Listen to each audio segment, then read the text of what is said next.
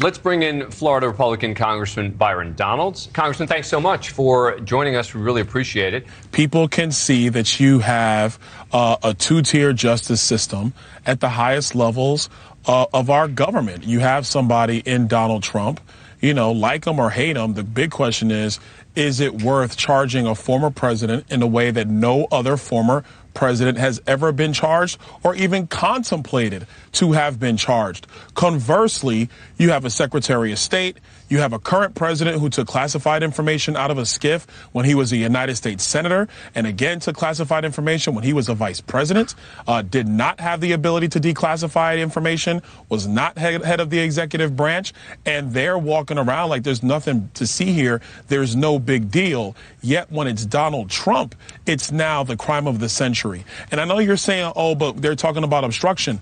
Let's be very detailed. Hillary Clinton deleted 30,000 emails that were subpoenaed by the Oversight Committee.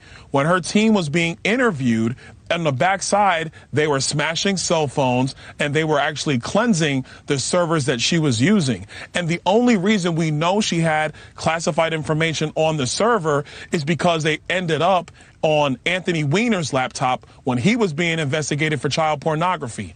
Joe Biden took information out of a SCIF when he was a senator. He had classified information in his garage, in his office over here by the Capital One Center, affectionately known as Chinatown, and a lot of other places, not in a secure facility. So it's okay for those two, but it's not okay for Trump. That is going to be politically the way this is going to look to the American people. So let me ask you about that, because that is the key argument that the former president is making, in particular about the Hillary Clinton case, in particular about James Comey. And as you know, the decision was made by Comey not to prosecute Hillary Clinton because they believed that they didn't have enough evidence of corrupt intent, that they were doing it in an effort to hide it from the Fed. That's the reason that I'm not judging. I'm saying that's the reason that they stated. That I actually.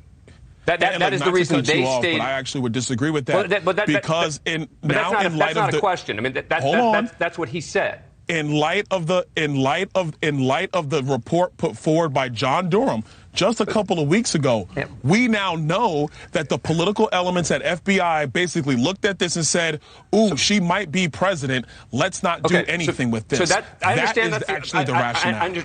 I understand that's an argument on the other side, but all I was saying is what Comey said was the reason that they didn't prosecute, whether you agree or not agree. And I guess this is my question on that. If James Comey and the FBI were so out to get Donald Trump, right, and they were out to protect Hillary Clinton, as the allegation is, why announce 11 days before the election that Hillary Clinton's investigation is being reopened and not leak the fact that Donald Trump is being investigated for his contacts with the Russians?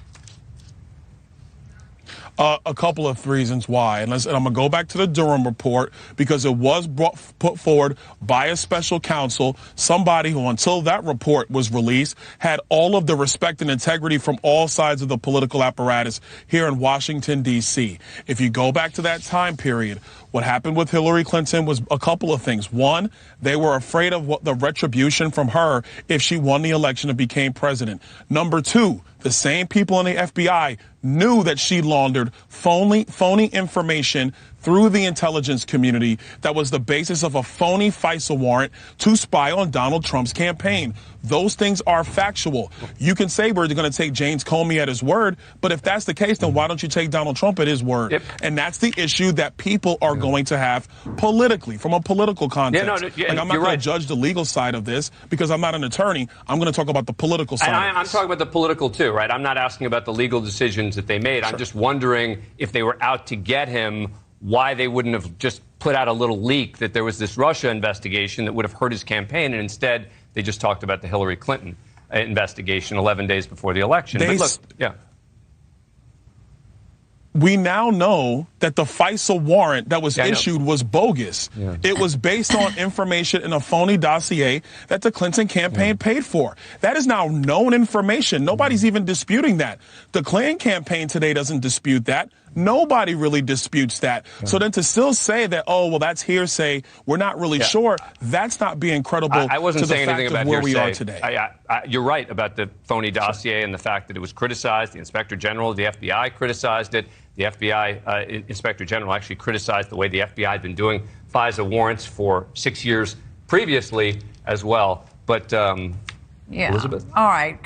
Congressman, stand by for a second. All right, Congressman, I'll give you a chance to jump in now. Thank you for standing by. Sure. No. It's totally fine. I think to the point of the comparison cases that you're talking about, whether it's Sandy Berger or whether it's Bill Clinton. Look, Bill Clinton took audio tapes from him when he left the White House.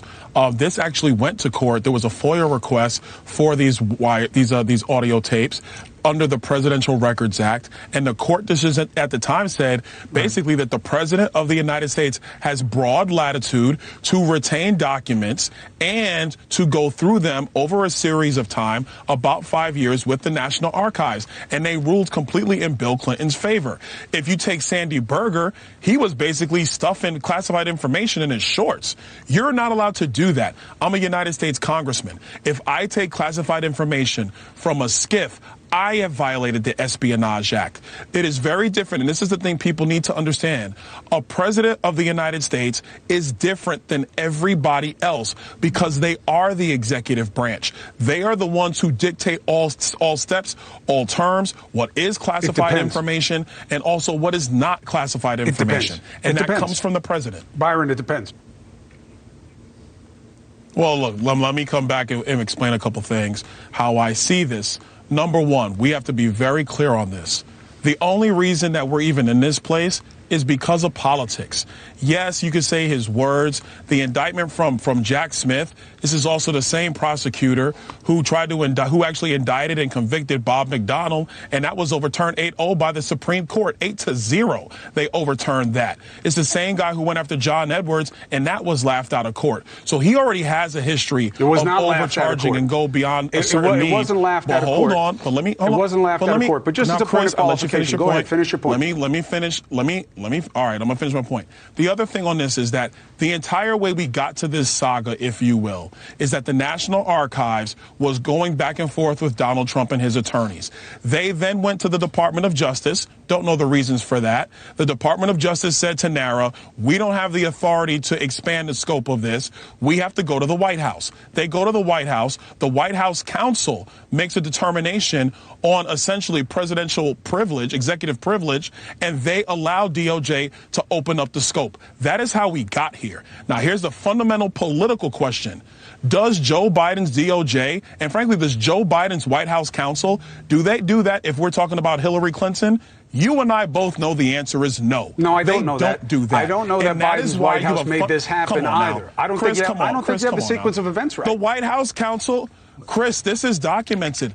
This is actually documented. Not in that order. Spoke to this last August. The White House counsel had to sign off on the request from the Department of Justice to expand the scope. Those are the facts. No, and I'm telling you today the White House if you tell me that they would open this up for a Democrat official, I'm telling you, you're not paying attention to the way politics are done in 2023. Listen, Congressman, you don't have to tell me that. You won't find, I know journalists don't say this, you won't find a bigger enemy of the party system than the one you're looking at right now. I don't know it's the right answer, but I appreciate you as always, Congressman. You know, you're always welcome to have the hard discussions with me. I wish you well. Byron Donalds, I wish you well. We'll talk soon, Congressman.